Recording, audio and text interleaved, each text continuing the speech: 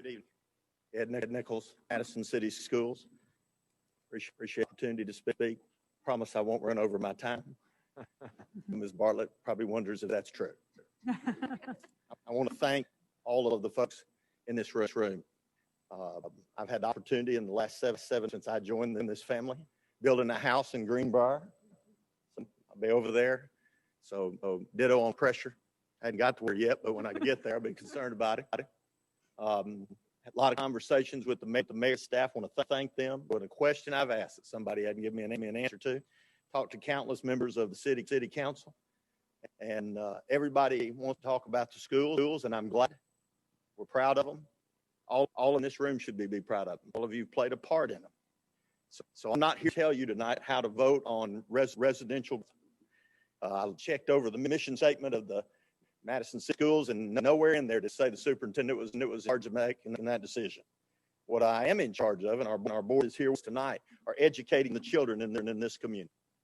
We're charged with that, and also children in Triana. You know, when we talk about growth in Madison, but as a school system, we represent Triana as well.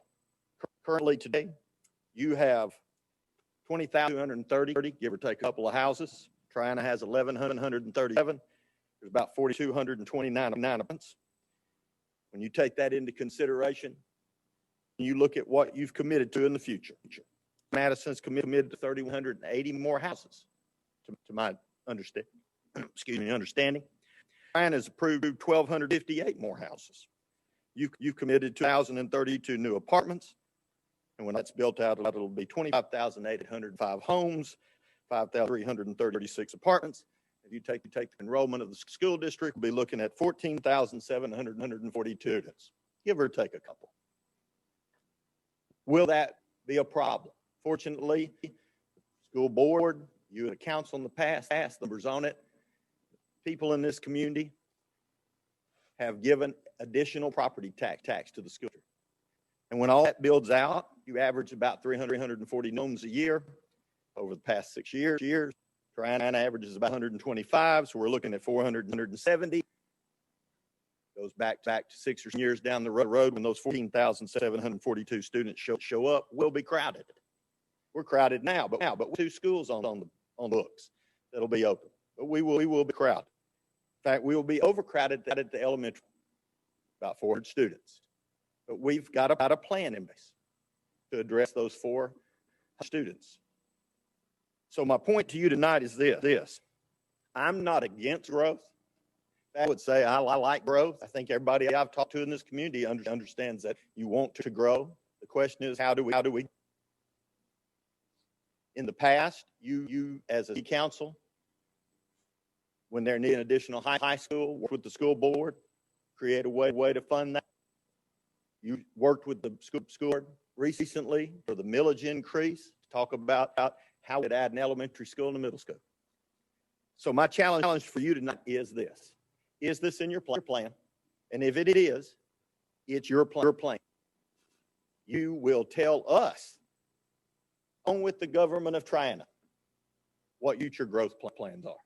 Now, when all this grows out that has been committed, we'll be at 97% capacity across the district pretty much everywhere other than the middle school. We'll have to make some plans between now and year 7 to make sure that we can have additional elementary space. But we can do that. So my question is this where you want to go? Only you know that. You're the elected body to make the decision. My question on behalf of the school district, where will we grow in the future? That's what I'd like to know. How many more rooftops can I expect? And if you were to tell me no, I would tell you, I can't answer that's going to be all the rooftops because I've got Triana. You could freeze every rooftop in the future, and we still would grow.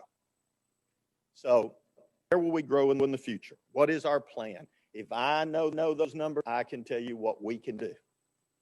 January this year, the school district will start its new comprehensive strategic planning process.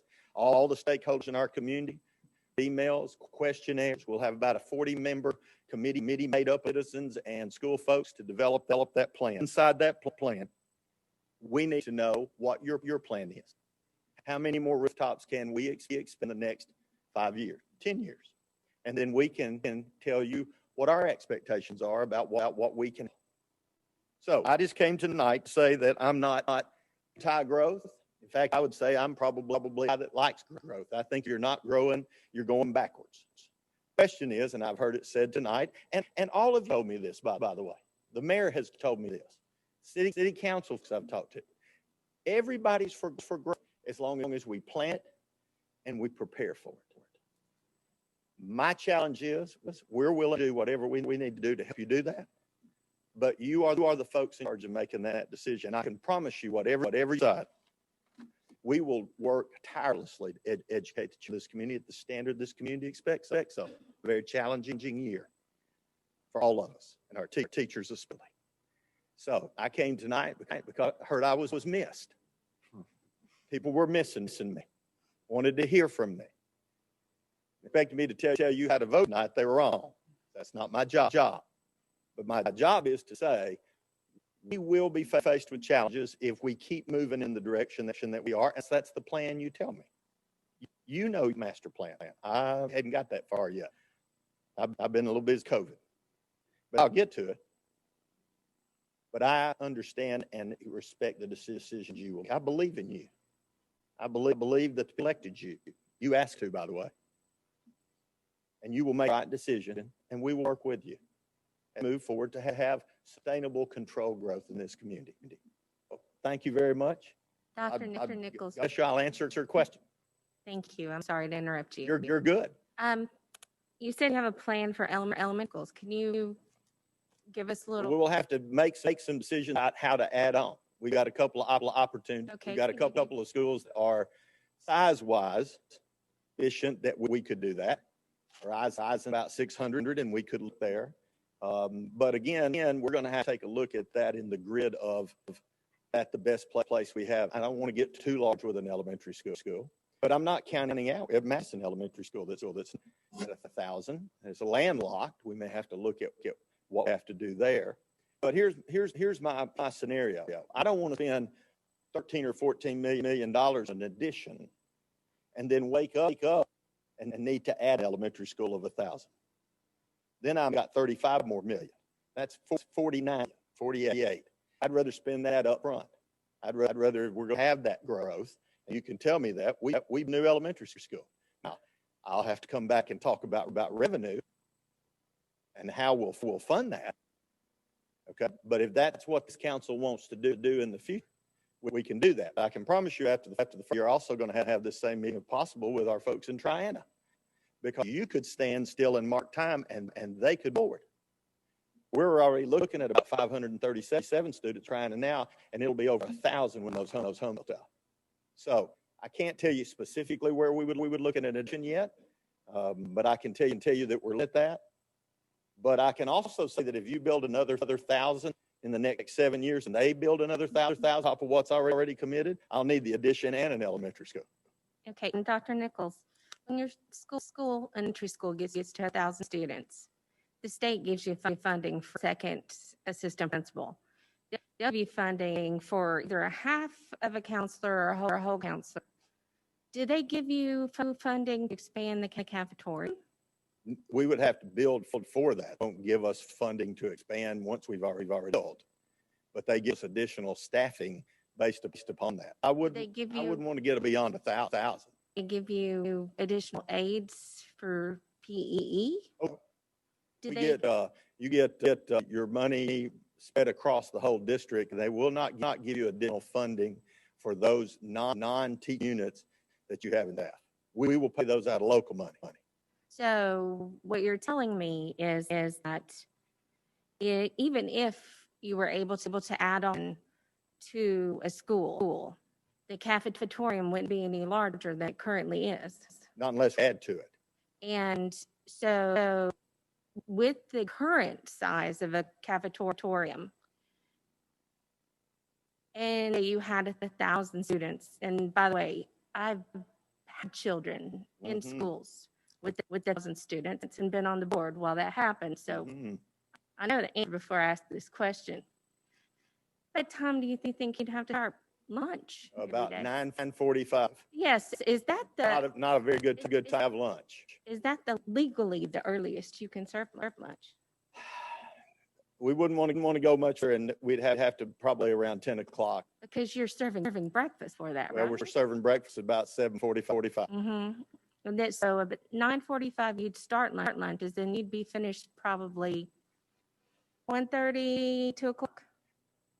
At least. So, So if we adding on to the cafeteria is also something we have to look at. It's not just a wing for classes. huh. And how this stuff snowballs.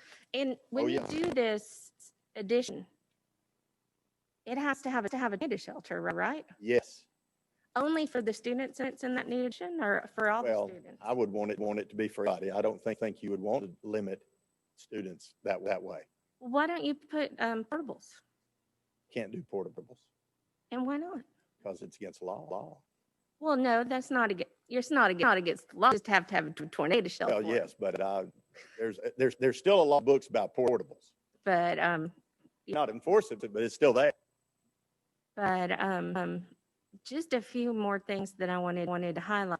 Since not only Oh no. adding classrooms, you have to consider many other things that go into the equation. When you start talking about cramming more students. Oh, and the cost of the additional staffing not covered in the first year Why is that? It's because they don't pay you the full increase of student cost coming from the state, and we get about 30 cents for that. so that's because we're paid in arrears for growth. Correct? There is, and I will say to everybody that's here, I would for them to make sure their local officials get the same energy that they've had tonight about passing the bills in the legislature last year. That would help our school district by paying that up front in 100%. Yeah, that would be really nice. But in the 10 years I was on the school board, we tried to get that thing passed many times. I know. I'm with you on that. Okay. But the local legislators said we're closer to that line. I'm not holding my breath. I've heard that before too. Okay, thank you so much. Thank you. Thank you. Dr. Nichols, I have one follow-up Ma'am. question from you gave us a number 25,805 home rooftops at build out. Yes, ma'am. That number, or those That numbers was you were provided by By the city. Yes, ma'am. Brianna. Did that include the two developments that we're considering tonight? No, ma'am.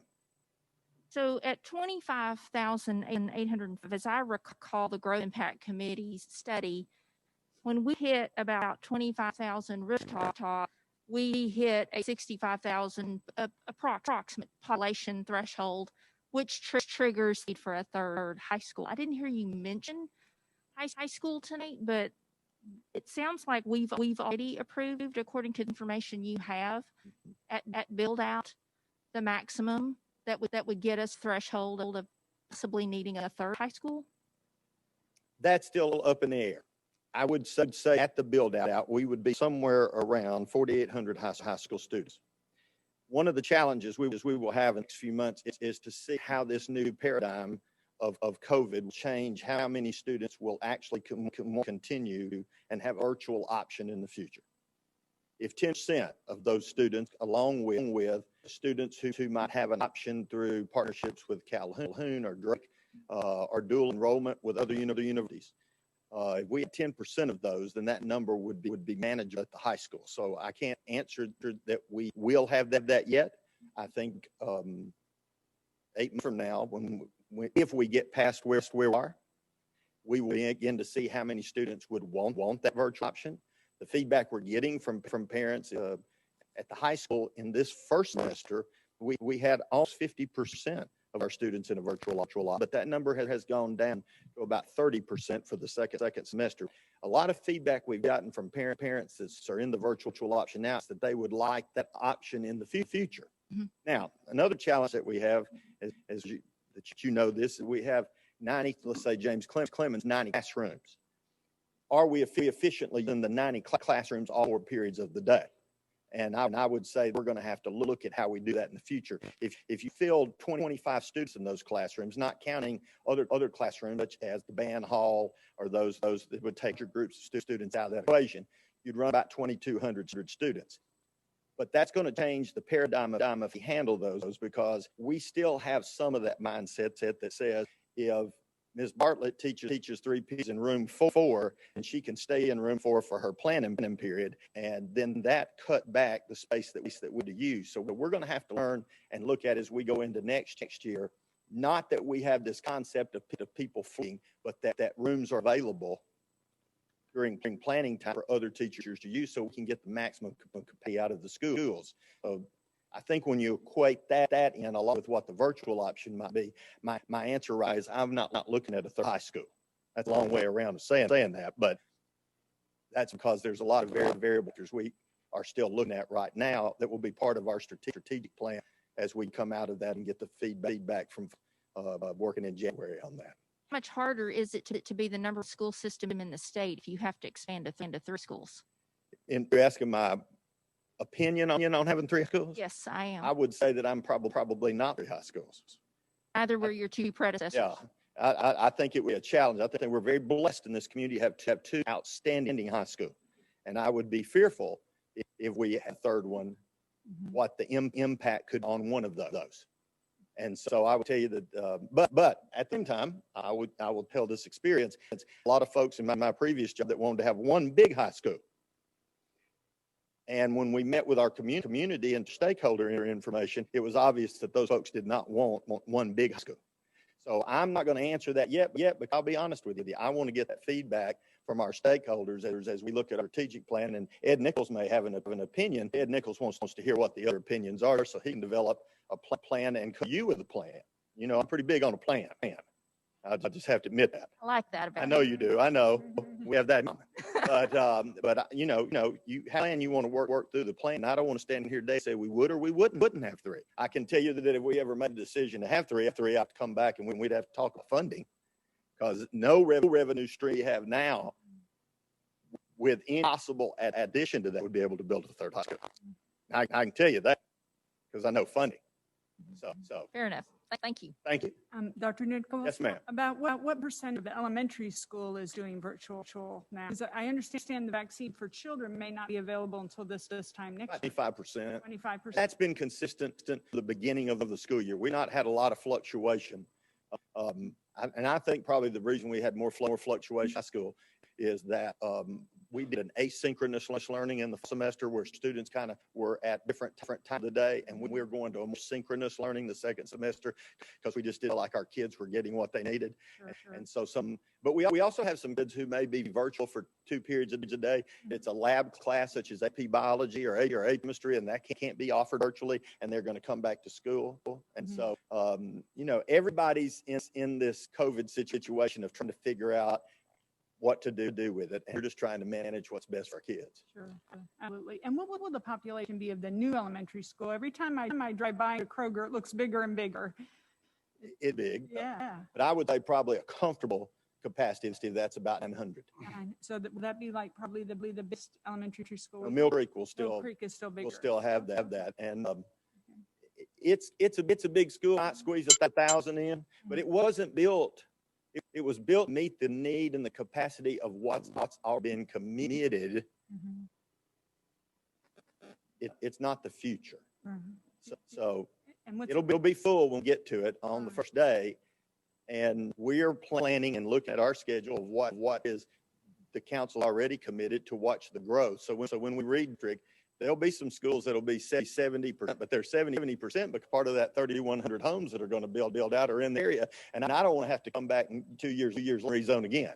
right? So, I'm trying to limit how often do that and trying to make it plan out for about a year plan. Mhm. And what will the capacity be for the middle school when it opens? And they're The both new on middle school will be track. about 1,200. 100. The other 2 will be about 1,400. Okay, So we got about a 4,000 school. we're good. We're good for a while. The 4,000 student capacity, and Okay. we're good for a while. And they're both on track, elementary in August of 21, middle in August of 22. They're on track. Earlier than that, August. We need to get middle of July. Well, Yeah, but I mean, for I know school what to you mean. start, right? I know. right. I'd be furniture in, and it'd be a long night in August. No, I'm just talking for the school. We're on track Okay, very good. and on budget. So say that. So Very good. Thank you. thank you. Appreciate this. Thank you, Dr. Nichols. Well, I'm going on. All right. Well, it may be, is it for Oh. Dr. Nichols? Oh, okay. Just for public comment, or after Dr. Nichols. Oh, okay. Okay, All right. well, Thank you so Thank much. you so We're much, gonna let- not Nichols. appreciated it. Thank you so much. It's a terrible of my head, by the way, so y'all could do a camera the other way. I appreciate that. So, thank you. Thank you. Yes, sir. All right. All right, I'm ready to speak. Can you hear me? We're gonna let Pam Yes. talk, and then we're gonna wrap up public comments tonight. I think Pam is wanting me to. Okay. All right. Good evening, Council President Shaw and all council members.